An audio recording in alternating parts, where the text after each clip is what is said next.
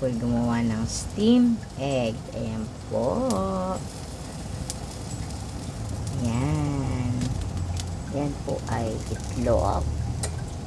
Tapos na nilaga, nilagyan ko po ng twist. Ayan. Nilagyan ko ng sibuyas, carrots, sibuyas bombay, sibuyas dahon, tapos paminta. Ayan. Pag tinusok mo, wala na sumasama. Ibig sabihin, luto na siya. Ayan. Ayan. Mga 15 minutes lang naman ang pag-i-steam. Ayan. Luto na po. Ayan. Ang ating steam egg. Ayan. Naka-steam. Ayan. Iwas mantika. Ayan. Diba? Masarap naman din siya. Ayan. Ayan. Luto na.